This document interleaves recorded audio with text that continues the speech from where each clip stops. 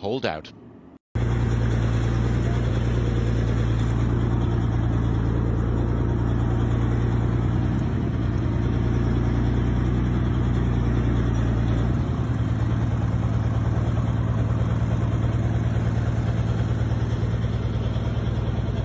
Наші боєприпаси.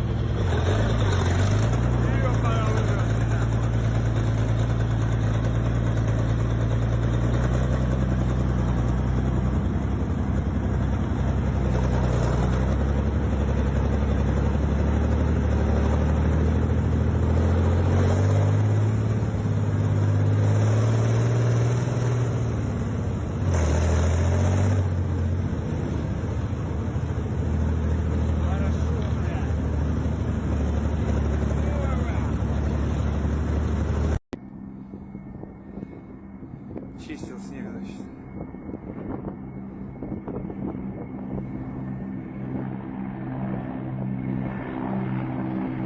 Варзон.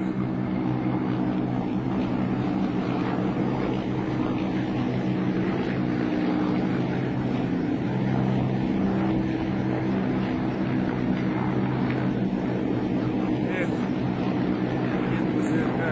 Жесть.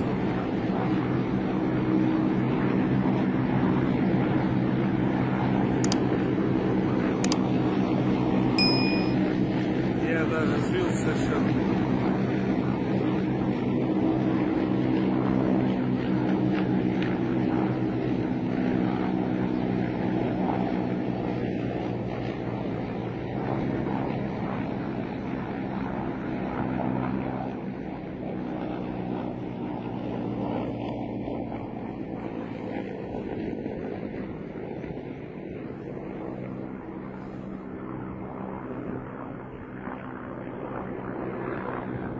Ну, стреляй по мне.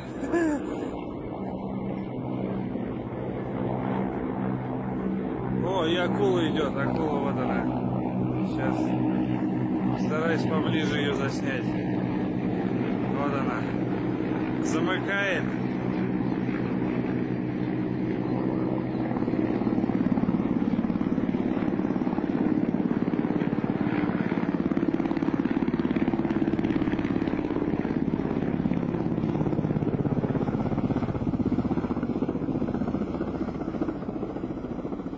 Над моим домом летает, охраняет, как комаров.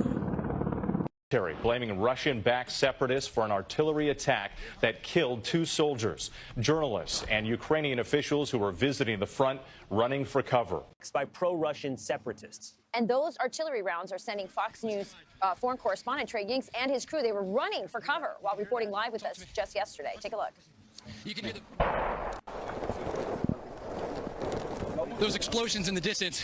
Those were incoming rounds. That's what the Ukrainian military has been dealing with the past 48 hours. They say they are following the Minsk protocols and that it's the Russian-backed forces, you hear in the distance there are more explosions, that are violating this agreement. Trey Yingst joins us live from Kiev now. Trey, you did that reporting for us yesterday in the field. Amazing firsthand stuff, and now we're hearing more reports that that type of artillery is exactly what we saw across that eastern front. Where are we right now?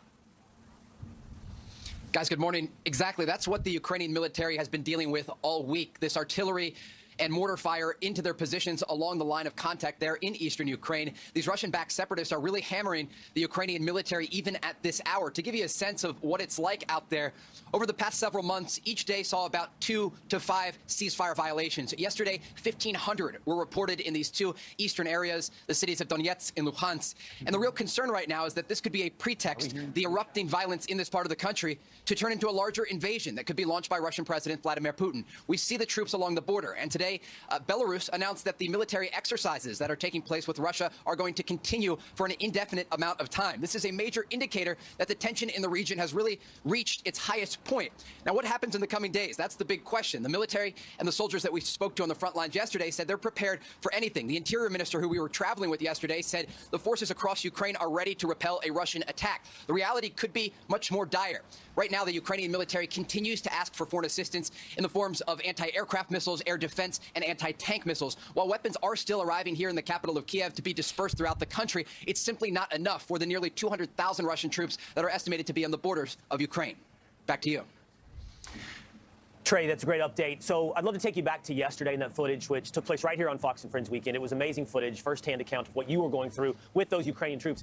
Can you give us a little bit more context? We're describing it as Eastern Ukraine, but I'm curious, where are you in relation, that field we're watching you run down, that mud road, where are you? Just on the outskirts of a city? Where are the separatists? Where are the Ukrainian front lines? I'm just curious geographically, what kind of situation you're dealing with, urban, just outside of the urban area? What is the front line? The front line looks very much like World War I. We were inside the trenches with these troops, and it's quite muddy, cold, and difficult conditions for these soldiers.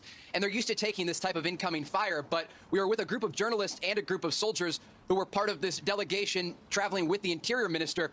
And when you see the faces of these soldiers and officials, they were quite worried as the rounds started. When we were up live on Fox and Friends, this was about halfway through the situation. We were inside a bunker, and the first sort of plan was to stay in this bunker and wait it out. But as the fire got closer and closer, and you could really get a sense that we may be trapped in this position, we knew we had to move. And so the call was made by the forces that we were with to really make a run for it. And as that was happening on both sides of where we were, there was this incoming fire. So there was a sense and a concern that I had that they may be trying to bracket this area. And going during the clip that you saw in the live coverage, everyone sort of got down on the ground on that road. And around where we were, there were big holes in the road because it had taken fire in the past 48 hours. So they clearly had calibrated to hit this road because it was used by the troops. In terms of location, this was just east of the city of Donetsk, right on the line of contact. So we're within a few hundred meters of Russian-backed separatists who were firing on these positions. And again, as we speak today, the soldiers and civilians who live in this part of the country are taking fire. And they really are the real story. You know, we are there to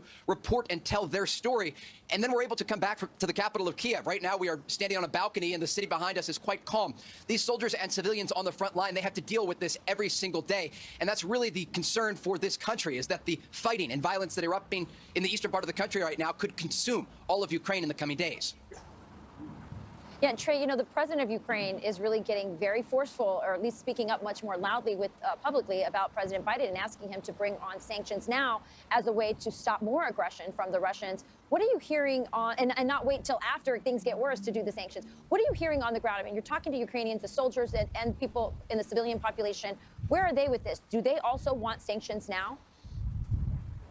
Ukrainian officials absolutely want sanctions to go into effect today. And we saw Ukrainian President Volodymyr Zelensky yesterday in Munich calling for these sanctions, but also making very clear that Ukraine does want to pursue NATO membership.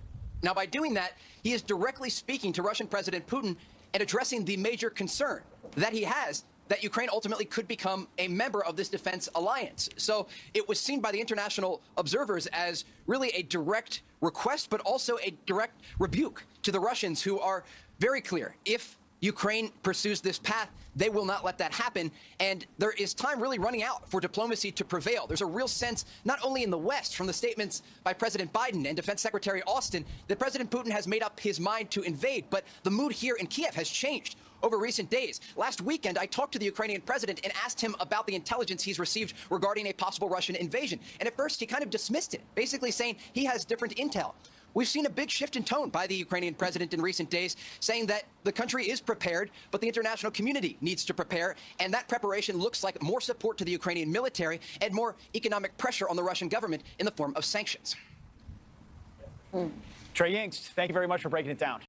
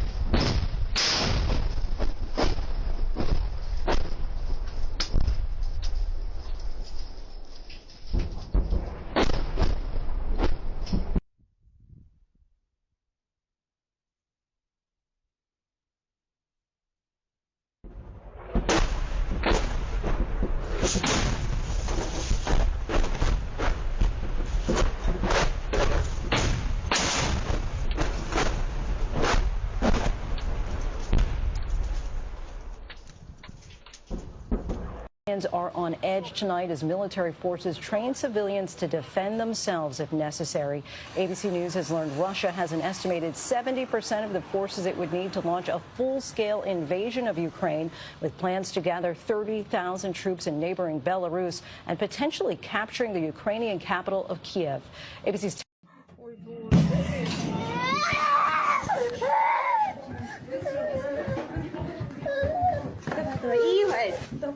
Игорь! Побежали.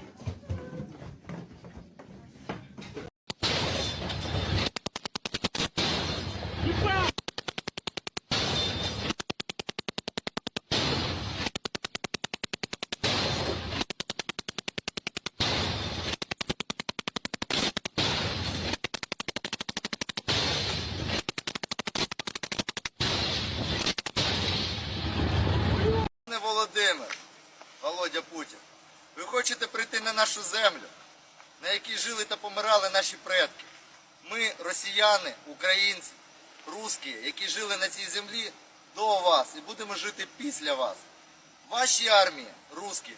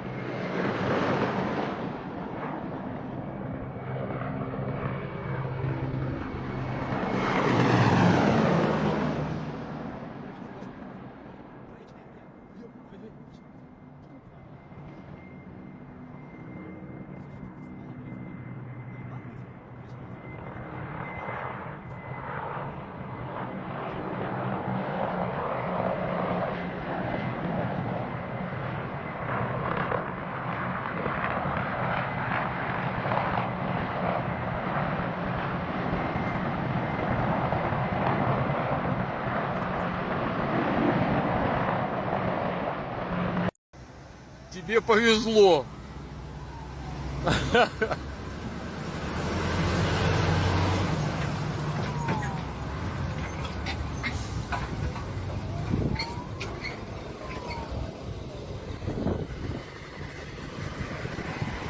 Хороший был танк. Чуть легковушку не придавил.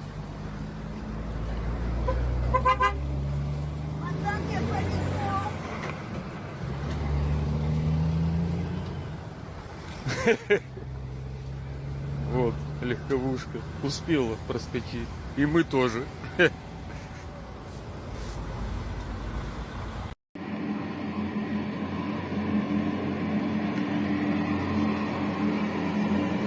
Ебать!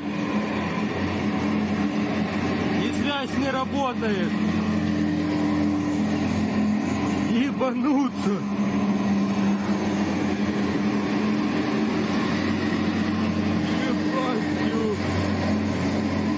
И без опознавательных знаков. И боеприпасы сзади.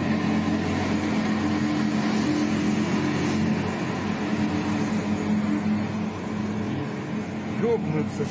Алло. Взять асфальт подолбали.